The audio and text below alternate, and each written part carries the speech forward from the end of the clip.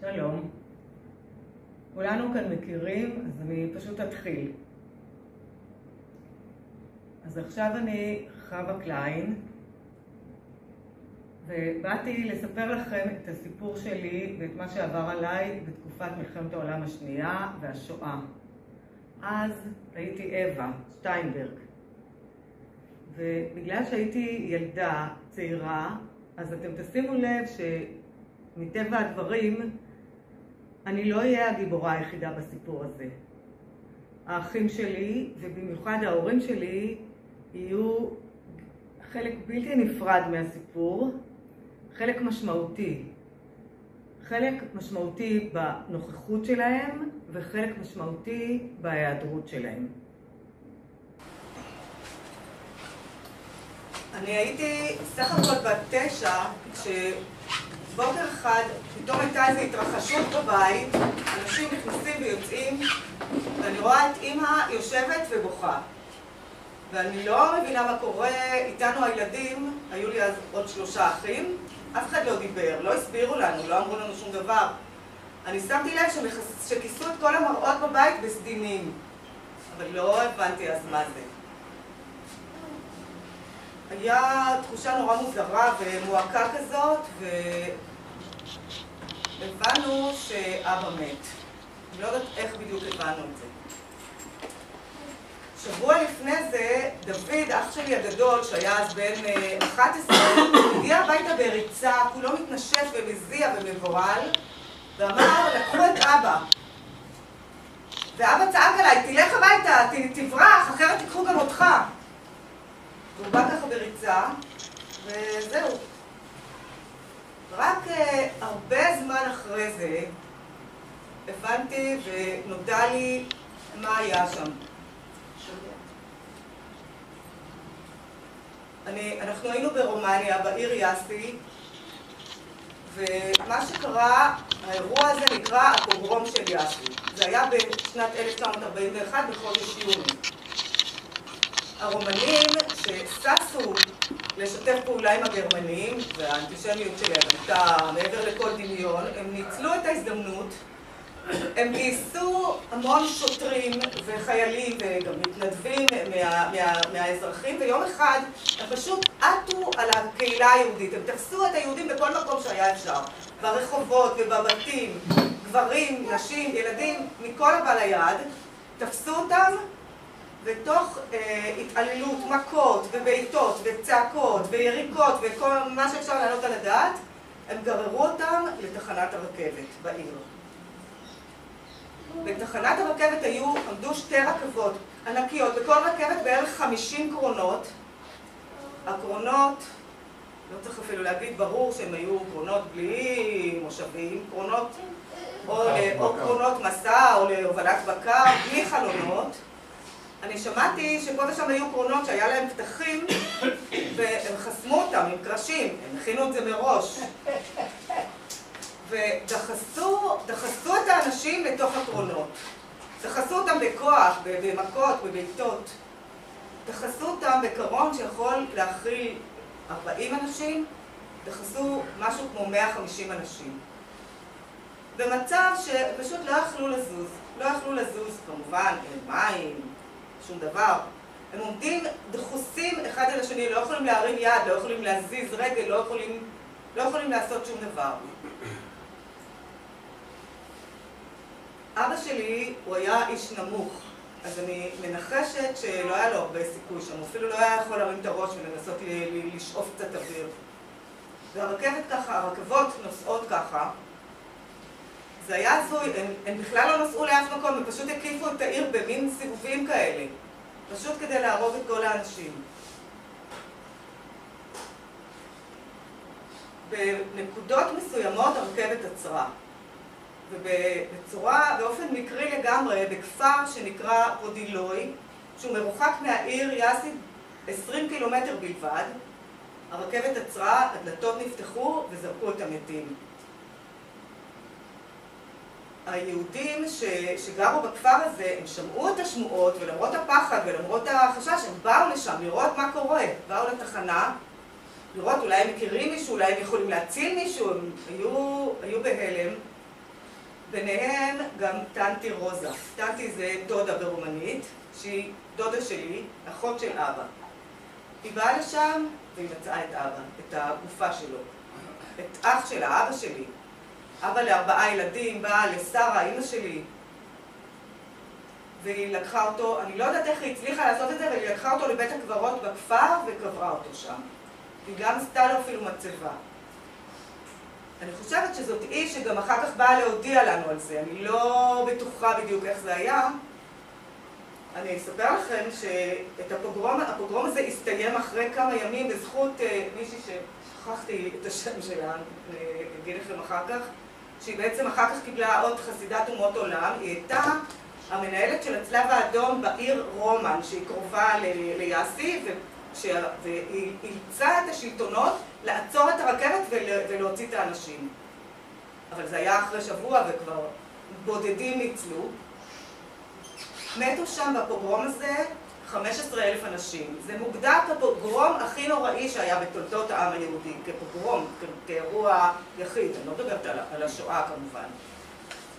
יחד עם אבא שלי מתו שם עוד 2 אחים שלו גם. ועוד, בעיר יאסי היו אז 45,000 יהודים, שליש מהם מתו בפוגרום הזה. ואז הדודה באה אלינו, וזה מחזיר אותי לתחילת הסיפור, שכולם יושבים ככה ובוכים, ואנחנו גם יושבים ליד אמא ובוכים, כי לא מבינים ולא מבינים. ישבנו ככה עם אמא, אמא הייתה בהיריון אז, עם האח הצעיר שלנו, שאתם בטח מבינים כבר בעצמכם שהוא נולד אחרי שאבא מת, ואמא קראה לו על שמו ינקו. אחר כך כבר החיים שלנו השתנו לגמרי, כבר שום דבר לא היה אותו דבר. נאלצנו מהר מאוד לעזוב את הבית, לא היה כסף, נשארנו בלי פרנסה, בלי אבא, בלי המפרנס. לא היה לנו כסף ולא יכולנו להישאר בבית, נאלצנו לעזוב ולעבור למקום אחר. לא היה אוכל, זו הייתה תקופה מאוד קשה בכלל ברומניה וגם בעיר, הגרמנים החרימו הכל והשלטונות המושחתים החרימו כל דבר שהיה. אנשים היו רעבים. אמא, אפילו שהיא הייתה אחרי לידה, היא הייתה חייבת 5 ילדים, היא הייתה חייבת למצוא לנו אוכל. והיא מצאה משהו לעשות.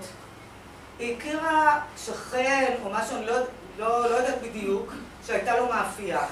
היא הייתה מכינה בצק. אני רק אגיד שבתקופה הזאת היה עוצר על היהודים. כל ערב, מהחשיכה עד למחרת ב10 בבוקר, אסור היה לצאת מהבית. אמא הייתה מכינה בצק והולכת בלילה, תוך שהיא מסכנת את עצמה, כי היה אסור, אם היו תופסים אותה, זה היה הסוף, היא הייתה הולכת למאפייה והופעה את הלחם, ואחר כך בבוקר עוברת בין הבתים של היהודים ומוכרת להם. כי היהודים שהיו בעוצר עד 10 בבוקר, כשהם היו מגיעים לחנויות, אחרי 10 כבר לא היו מוצאים שום דבר. אז ככה היא מצאה איזה דבר שהיא יכולה לעשות, וככה גם היא הייתה מוכרת את זה בכמה פרוטות, גם היה לנו קצת לחם וקצת טיפונת כסף, ואיכשהו שרדנו את תקופה מסוימת זה הצליח. כשאימא הייתה יוצאת ככה מהבית לאפות את הלחם ואחר כך לעבור בין הבתים למכור אותו, יצא שאני בעצם נהפכתי לאימא של ינקו, התינוק. הייתי כבר בת 10, הבת הבכורה. אבל הבעיה הייתה שיינקו היה רעב, ובגלל זה הוא היה בוכה כל הזמן. ולי לא היה מה לתת לו לאכול. אז הייתי מחזיקה אותו על הידיים, הולכת איתו בבית, מנדנדת אותו קצת, מנסה לשיר לו שירי ערש ברומנית, שהיום אני כבר ממש לא זוכרת אותם. לפעמים הייתי לוקחת חיתול ומרטיבה אותו בטיפה מים פושרים ונותנת לו למצוץ את זה, מקווה שזה אולי ירגיע אותו. אבל זה לא קרה. הוא לא היה נרגע, והייתי ממשיכה ללכת איתו, בקושי כבר מחזיקה אותו על הידיים, כבר לא היה לי כוח. הוא היה בוכה, ואני הייתי בוכה יחד איתו. ורק מחכה לרגע שאמא כבר תגיע הביתה ותיקח אותו. ואולי אפילו תביא לנו משהו לאכול, גם לו וגם לי. אחר כך מאיזושהי סיבה זה נפסק, אני לא יודעת בדיוק למה, ופשוט נשארנו בלי כלום. ולא הייתה ברירה, אמא נאלצה לשלוח את 3 האחים הצעירים שלי לבתי יתומים. את ז'נט, שהייתה אז בת 9, את גולדה שהייתה אז בת 6-7, ואת ינקו התינוק, שהיה בערך בן שנה כבר אז. היא חשבה... אני אז אמרתי שהייתי בת 9, אז כבר, בתקופה הזאת הייתי כבר בת 10, ונשארתי בבית, אני לא יודעת למה. ואמא חשבה שככה לפחות יהיה להם קצת אוכל בבתי יתומים. היא שלחה אותם ואנחנו, אני והיא, היינו לפעמים הולכות לבקר אותם שם, אבל זה היה נורא. הם היו בוכים וצועקים, תקחי אותנו ואנחנו רוצים את הבית, והם היו כל כך התגעגעו והיה להם כל כך קשה. ואמא שהייתה חסרת אונים הייתה עומדת שם ובוכה מרוב געגוע ומרוב חוסר אונים, ואני שעומדת ורואה אותה ככה ולא יכולה לעשות כלום, בוכה יחד איתה. והיינו הולכות ובאות והולכות ובאות. דוד, אח שלי הגדול שהיה אז בערך בן 12, הוא התחיל לעבוד כשוליה בחנות מכולת. מבוקר עד לילה, תמורת משהו לאכול, או היה מביא קצת הביתה, קצת טיפה כסף, עבודת פרך, ולא היינו רואים אותו. גם אני הלכתי לעבוד בבית של משפחה יהודית עשירה. היו גם כאלה, היה להם בית גדול, היה להם כסף, בטח היו משיגים אוכל בשוק השחור, או לא יודעת בדיוק. עבדתי שם בתור עוזרת בית, הייתי מנקה להם את הבית, וגם שומרת על התינוקת שלהם. הייתי אז בת 10, אני מזכירה לכם. וכל זה תמורת אוכל שהייתי מקבלת שם. ולפעמים מצליחה גם להביא אפילו משהו לאמא. בתקופה הזאת היו הפצצות בעיר. המלחמה הייתה בכל אירופה, בכל מקומות, אבל בנקודה הספציפית הזאת הייתה מלחמה בין גרמניה לרוסיה. הגרמנים אז התחילו להילחם ברוסיה, והעיר יאסי תקועה שם באמצע, בין גרמניה לרוסיה, באזור הזה, והרומנים גם טרחו להתערב, ולא יודעת בדיוק לטובת מי ומה. בכל אופן, אחד הימים שהייתי בבית הזה, פתאום הייתה אזעקה. וזה היה צלילים מבהילים ומפחידים, צפצוף כזה שלא מפסיק, וכל בני הבית רצו למקלט. והאמא צועקת לי, את תכיני לנו סנדוויצ'ים. ואני בת 10, כולי רועדת מהרעש הזה של האזעקה, וסגרו את הדלת של המקלט. אני כולי רועדת, הרעש של האזעקה והפקודות שלהם, תכיני לנו סנדוויצ'ים, כולי רועדת ולא ידעתי מה לעשות עם עצמי. אז מצאתי את עצמי נשכבתי מתחת לשולחן אוכל שלהם. אני שוכבת וסותמת כזה את האוזניים ככה, לא לשמוע את הרעש הזה. וכשאני שוכבת שם, אני נזכרת פתאום במה היה, איך החיים שלנו היו לפני זה. היו לנו חיים טובים, ממש, רגילים.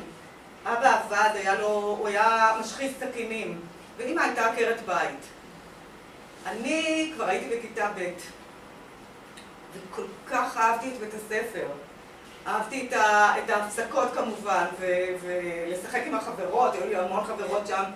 אבל אהבתי את השיעורים. המורות היו נהדרות, הן היו מספרות לנו על ארצות רחוקות, אמריקה ואפריקה, במקומות שלא ראינו ולא שמענו, והיו מראות לנו גם תמונות של כל מיני דברים יפים. אבל הכי אהבתי את השיעורי תורה. הם סיפרו לנו סיפורים כל כך מעניינים על אדם וחווה, ושמשון וגלילה, ועקדת יצחק. והכי אהבתי את הסיפור על דוד ויונתן. זה היה כל כך מעניין, אני לא רציתי שזה ייגמר. גם למדנו קצת היסטוריה בבית הספר, ואתם יודעים, אני אספר לכם שיאסי, העיר שלי, היא הייתה פעם הבירה של רומניה. היום זה בוקרשט, אבל אז זה היה יאסי, בתקופה שלפני כן היא הייתה הבירה פעם, שהיה עוד מלך, ובגלל זה יש בעיר ארמון ענק. ענק ויפה, לבן כולו, עם גגות רעפים אפורים, ויש מסביב הארמון מדשאות ענקיות ואגם עם ברווזים וברבורים.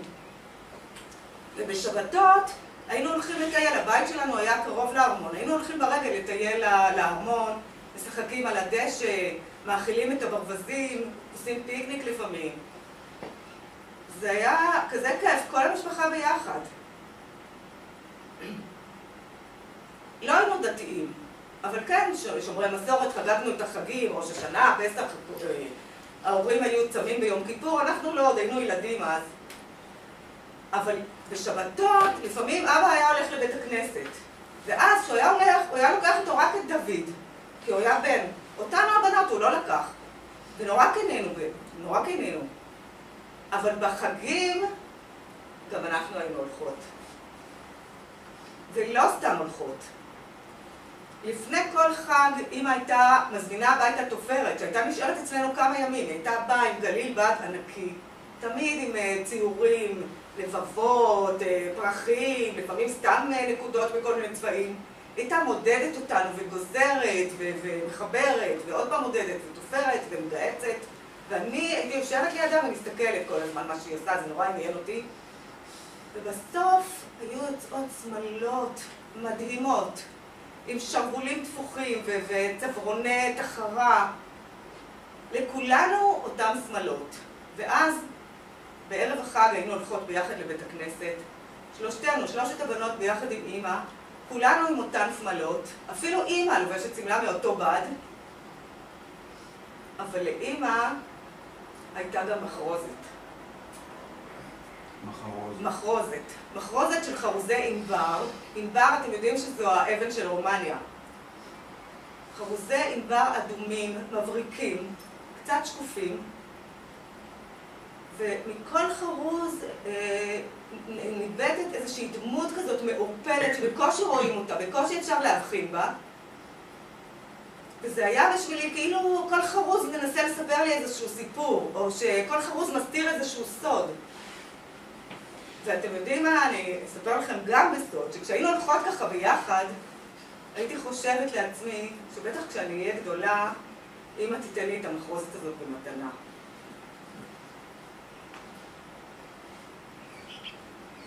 אבל אז אני בעצם, פתאום נהיה שקט, ואני שוכבת מתחת לשולחן.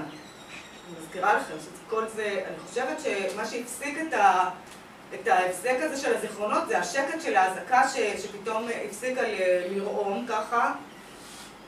ואז בני הבית יוצאים מהמקלט וצועקים עליי. למה לא הבאת לנו סנדוויצ'ים? עצלנית, חוצפנית, את לא תקבלי אוכל היום. ועוד פעם בכיתי, ועוד פעם מועקה, ועוד פעם חוסר אונים. אני אגיד לכם על זה שכל כך הרבה בכיתי בתקופה הזאת, בלי סוף. אחר כך שגדלתי וכבר לא בכיתי בכלל יותר. לא בכיתי יותר, אפילו כשיצחק בעלי נפטר לא בכיתי. הלכתי הביתה ולא חזרתי יותר לבית הזה. וככה השנים עברו, כל התקופה הזאת עד סוף המלחמה זה היה משהו כמו 4 שנים, והמלחמה הסתיימה. היא הסתיימה, אבל לא באמת בשבילנו, כי אנחנו עדיין נשארנו חסרי קול, ולאמא לא הייתה שום אפשרות לפרנס אותנו. בכלל, המצוקה עדיין נשארה גדולה, והיה רעב וחוסר ומחסור בכל התחומים, לא רק לנו. ולנו היה עוד יותר קשה להשתקם.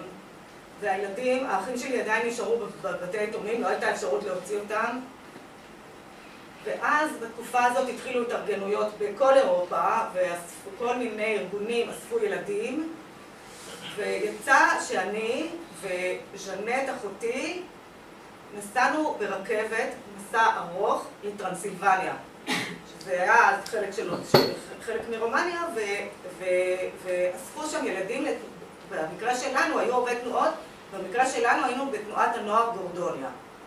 היה שם בית שהיינו ישנים בו, זה היה כמו מין פנימייה כזאת, ולידו היה הקן של התנועה. לא לימדו אותנו שם דברים. אני אזכיר לכם שהצלחתי ללמוד בסך הכל עד כיתה ב'. והדבר הזה כל החיים מאוד מאוד העיק עליי. תמיד זה עשה לי הרגשה שאני לא משכילה כמו כולם ופחות, וזה נורא הפריע לי.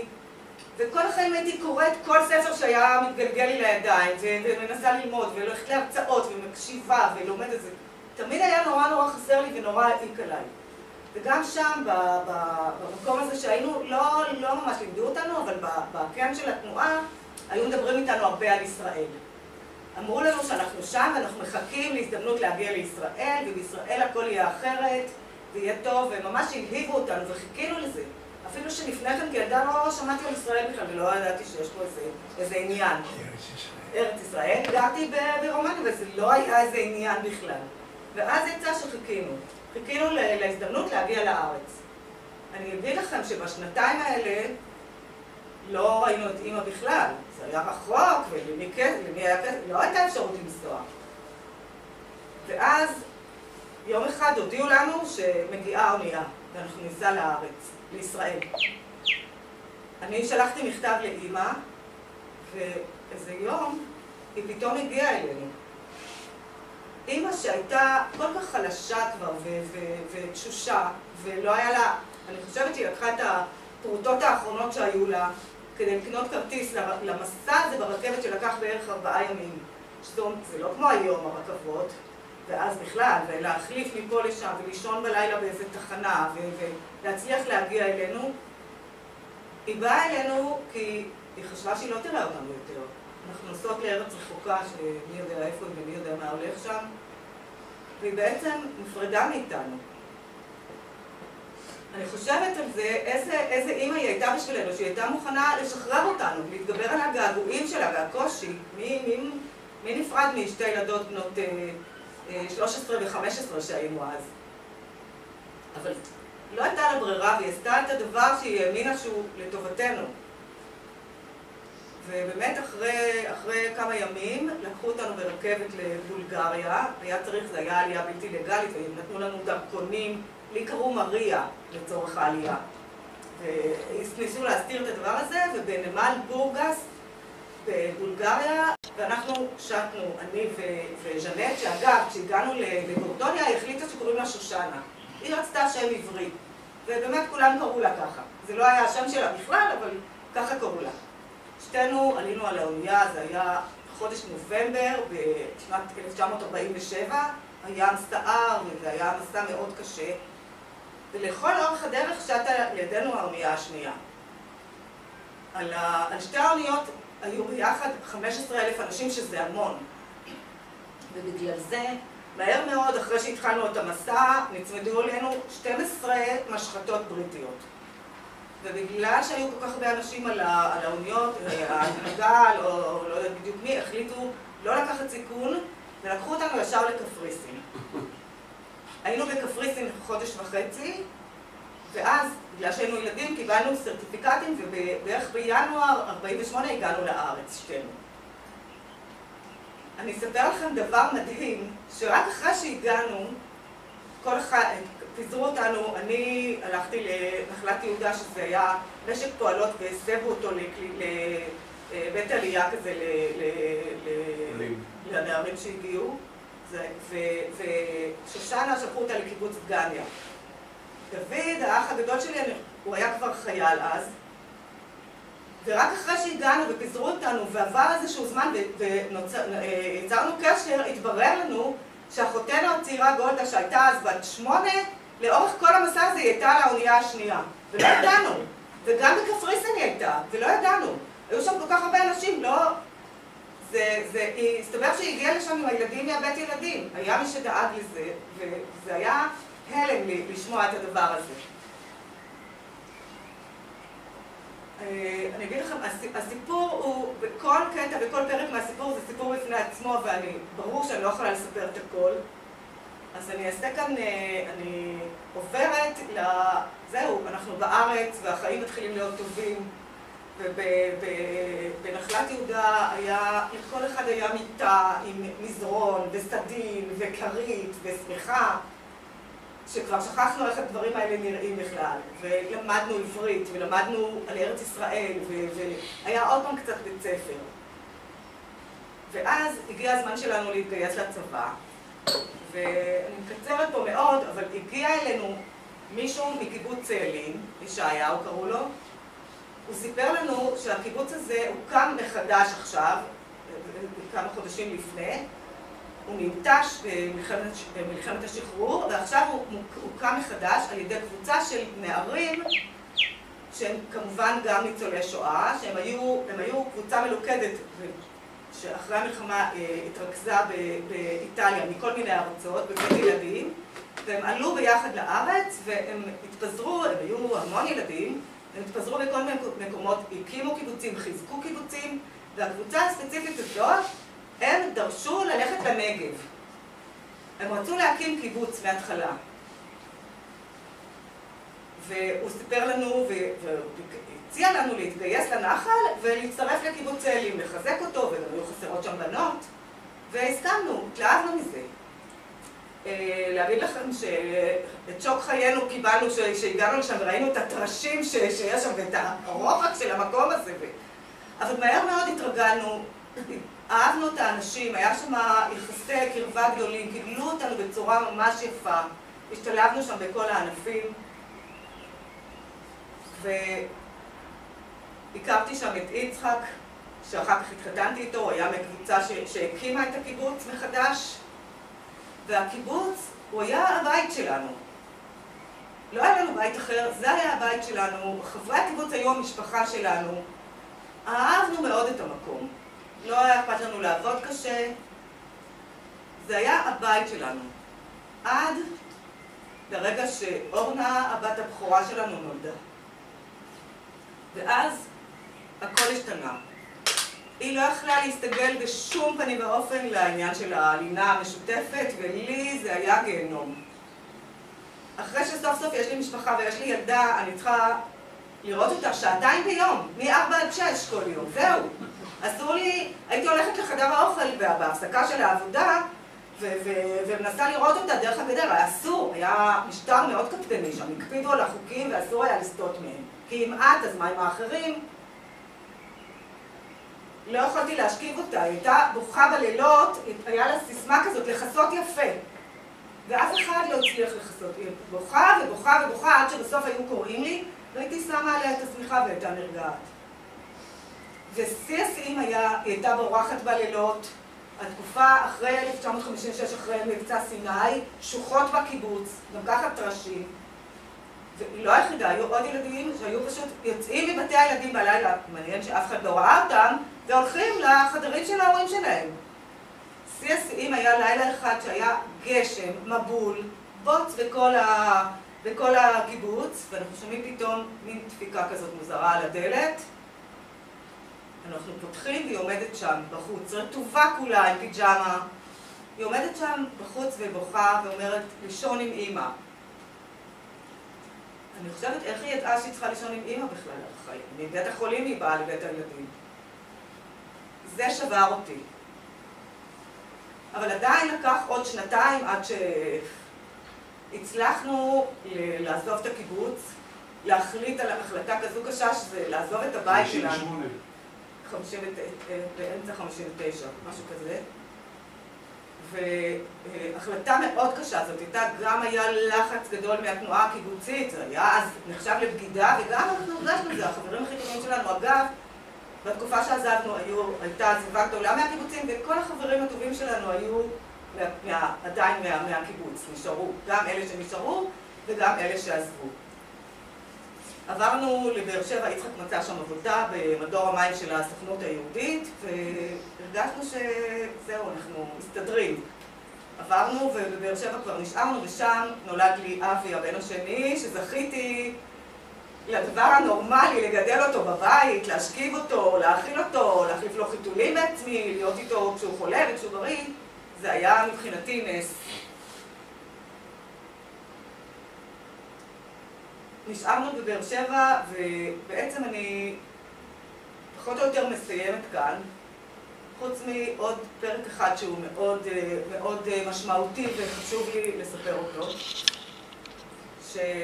שבתחילת 1950, פחות או יותר, גם אמא ויאנקו הגיעו לארץ. הם הגיעו ושכנו אותם במעברה בבית ליד. זה היה בהתחלה באוהלים, ואחר כך העבירו אותם לפחון. משהו ממש פצפון ורעוע. הם ישנו, הייתה מיטה אחת בפחון הזה, הם ישנו ביחד במיטה. היינו באים לשם לפעמים לבקר אותם, כולנו, כל האחים, כל אחד בדרך שלו. זו הייתה התרגשות כזאת שאנחנו סוג של ביחד. אבל אז, לילה אחד, ינקו התעורר וקרא לאמא והיא לא ענתה לו. והתברר שהיא מתה במיטה. היא הייתה אז בת 50, ותמיד שואלים אותי ממה היא מתה, אני אומרת מלחץ דם. אבל אורנה, הבת שלי, היא תמיד אומרת שזה לא נכון. היא מתה משברון לב לדעתה. מה נשאר לה כבר? היא הייתה חולה ותשושה, וכל המשפחה מבוזרת ואין לה שום שליטה, ולא... זהו, היא מתה פשוט. ולמחרת הגענו לבית הקברות בנתניה, אני עוד עשיתי מסע באוטובוס לרמת דוד, שם אחי שירת בצבא, כדי לקרוא לו. ואחרי הצהריים הגענו לשם, ליד הקבר, קברו אותה, ואנחנו, רק אנחנו, שלושתנו עומדים ליד הקבר ומלווים אותה. לא היה שם אף אחד. וליווינו אותה, וזהו, התפזרנו, כל אחד למקום שלו. אבל אני אספר לכם שמאז ועד היום, זה היה בשנת 1950, בסביבות חנוכה, מאז ועד היום, כל שנה, אנחנו נפגשים ליד בית הקברות. גם ככה הקשרים בינינו מאוד חזקים, אבל אנחנו נפגשים להזכרה לאמא בבית הקברות בנתניה. כולנו ביחד, דוד שממשיך להגיד עליה קדיש כל שנה, אני, שושנה אחותי, שספרתי לכם שהחליפה את השם, אבל אחרי שהיא שירתה בצבא, היא הגיעה בעקבותיי לקיבוץ צאלים. ושם אמרו לה, יש פה מספיק שושנות, את תהיי ורדה. עשו את זה אז הרבה, ומאז קוראים לה, היא לא החליפה את השם שלה בתעודת זהות, אבל כולם קוראים לה ורדה מאז, וגם היא קוראת לעצמה ככה, זה השם שלה. וגולדה שכבר הייתה זהבה בארץ, ויאנקו שנהיה יעקב. כולנו ביחד כל שנה נפגשים שם. אחר כך השנים עברו, והילדים שלנו, שהם הנכדים של שרה, אימא שלי, התחילו להגיע מדי פעם, כל פעם מישהו אחר, בכל מיני הרכבים. ושיא השיאים היה בשנת 2020, שציינו אז 70 שנה לראות אימא, ואז הגענו כולנו בהרכב יותר מלא, ואפילו יוחאי, הבן שלי, שהוא הנין של סבתא, הבנתי, לא חשוב, יוחאי שהוא הנין של אמא שלי בעצם, ולא רק הוא אפילו הביא איתו את כפיר, הבן שלו, שזה דור 5. מי היה מאמין? זאת הרקמה שלי.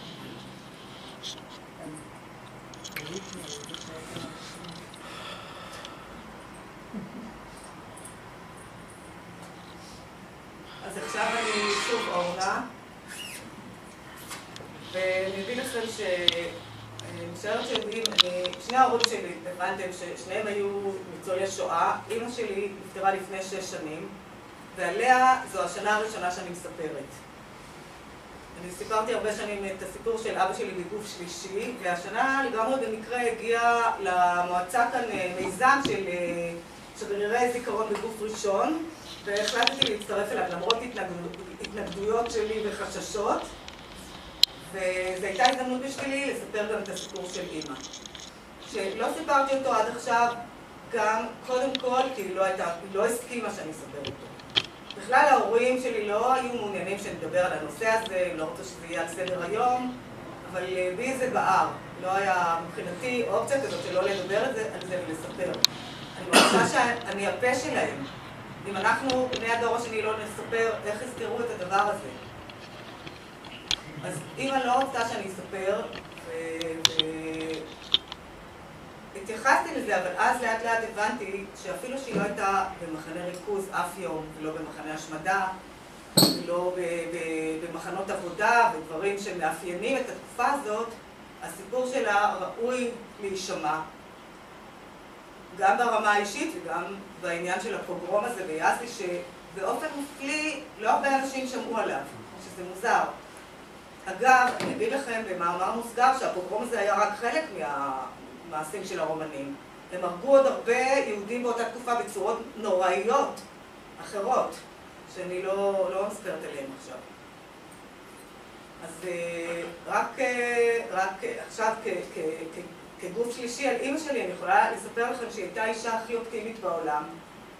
תמיד חשיבה חיובית, תמיד ראתה רק את הטוב, פעם לא רבה עם אף אחד, היא לא דיברה לא יפה לאף אחד. והייתה נורא עסוקה. שכחתי לספר שהנושא של התפירה, שכבר עניין אותה בתחילת הדרך, כשהייתה יושבת ליד התופרת, היא בקיבוץ, כשהגיעה לצאלים, שלחו אותה לקורס, והיא הייתה תופרת, היא הייתה במחסן בגדים, היא הייתה תופרת בגדים לבנות, ככה קראו לזה אז, לבנות שמלות ואפילו חזיות. והיא הייתה, במשך השנים היא הייתה תופרת, והיא הייתה נורא מוכשרת בעבודות יד. היא עשתה כל דבר, סריגה ותפירה ורקמה וכל, יש לי פה דוגמה אחת, רק להראות דברים שהיא הייתה עושה בנף יד, אפשר להגיד. זה תיק שהיא תפרה למיכל, אגב, רקמה חרוזים. כי היא רקמה לי תיק כזה, ואז מיכל אמרה, גם אני רוצה, אז טוב מיד היה לה. והאופטימיות הזאת ליוותה אותה לאורך כל הדרך, אפילו בשנים האחרונות. היא סבלה בעיקרון, היא סבלה מכאבים בכל הגוף, כל החיים, כל השנים. כשהיא הייתה בשנים האחרונות בדיור מוגן, היא הייתה קמה בבוקר לפעמים מפורקת מכאבים. והייתה אומרת, העיקר זה להתלבש ולצאת החוצה להיות עם אנשים. לא להישאר לבד בחדר. אז אני מרגישה שזה סוג של צוואה שאני, הלוואי שאני אלמד מזה, אקח מזה משהו. מההתנסות האופטימית הזאת. יפה. אז זהו, אני סיימתי, ותודה שבאתם להקשיב. ואם יש שאלות, הדבר הכי חשוב שכחתי, מה שקרה פה היום זה משהו חריג מבחינתי בכל, לא יקרה, נמצאים פה שני דודים שלי, גולדה שנהייתה זהבה, ודוד האח הבכור של אמא שלי, ושרה, שנקראת שרה על שם סבתא שלי, כי לי בקיבוץ לא קראו בשם הזה, כי עכשיו אנחנו בישראל ומתחילים חיים חדשים. אז שרה מבחינתי זה משהו שהוא יקר לי וקרוב לי מאוד, ואת הדודים שלי אני הכי אוהבת בעולם, ואני מודה לכם שבאתם הנה,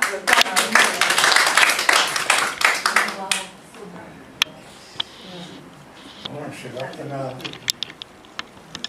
רומניה בסופו של דבר נלחמה לצד הציר.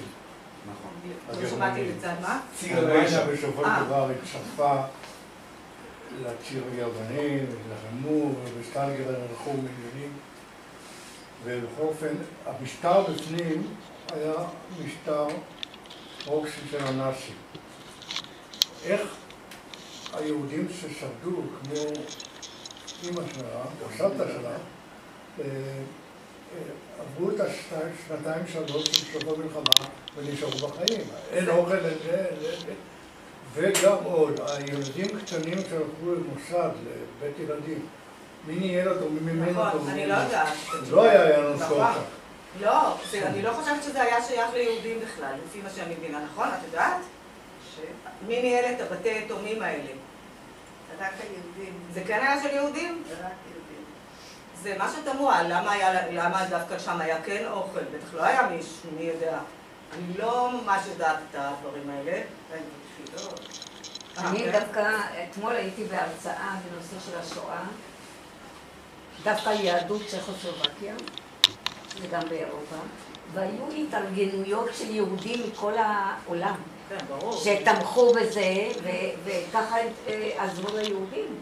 כן, אבל זה אחרי המלחמה, בדרך. לא, עוד לפני. מסתבר שכן היה.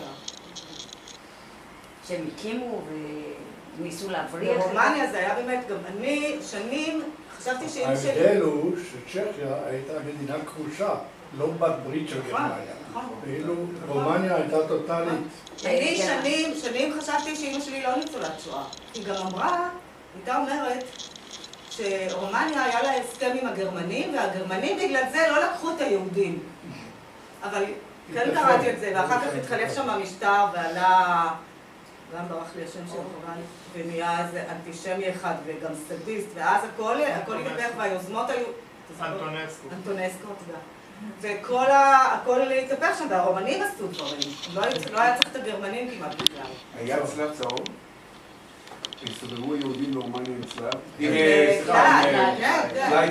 כן, בשלב מסוים אבל לא היה גטו. התחילו כי גם היה שם איזה עניין, אני אולי לא מדייקת, אבל היה שלב מסוים שהרומנים כאילו פתאום החליפו צד, הם גם היו במין מצב כזה להיות לטובת גרמניה או לטובת המערב, ואז הם פתאום הבינו בשלב יותר מאוחר, הם הבינו שלא כל כך שווה להיות לטובת גרמניה ושינו, ואז התחילה טלאי הצהוב וכן התחילה האכיפה של הנאצים וכל מיני דברים.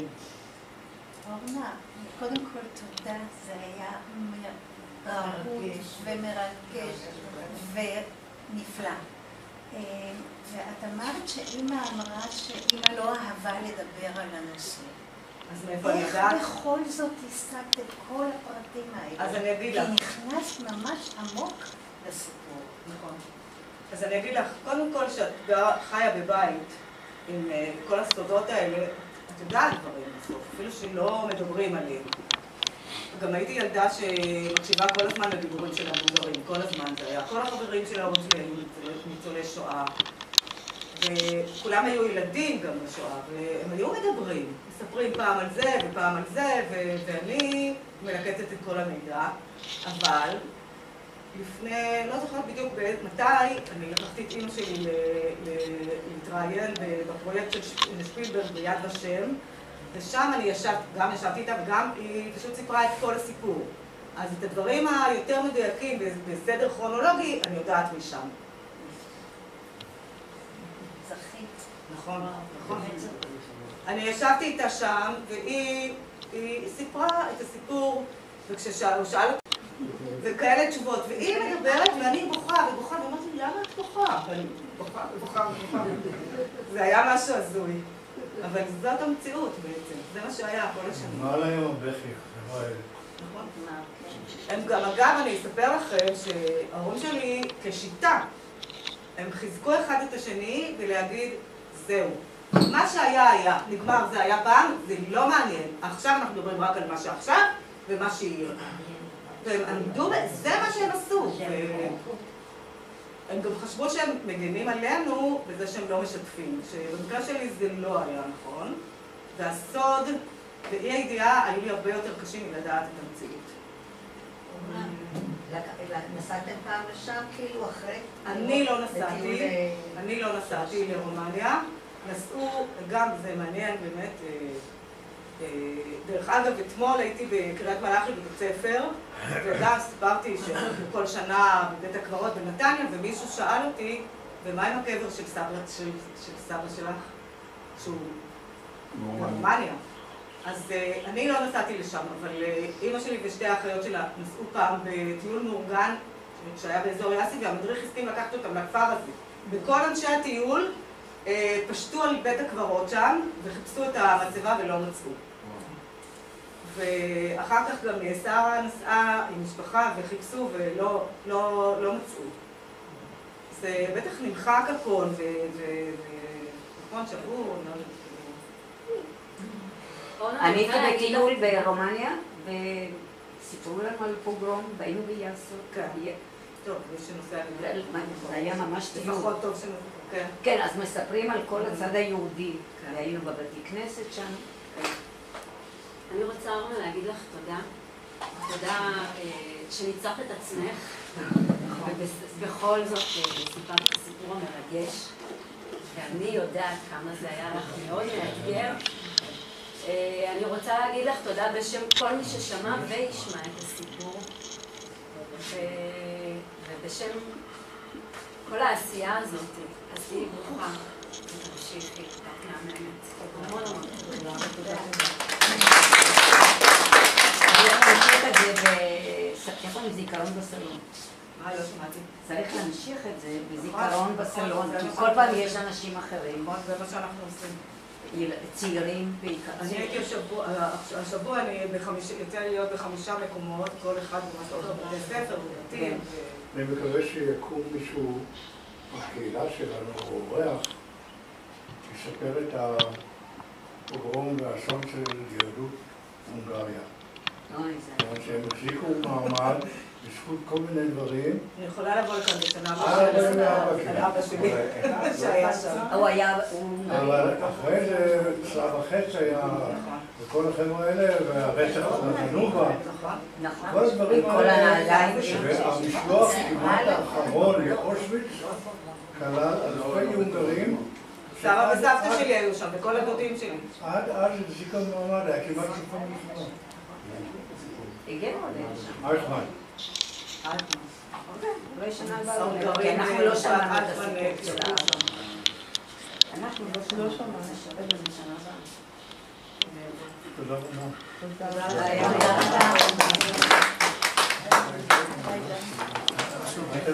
רבה.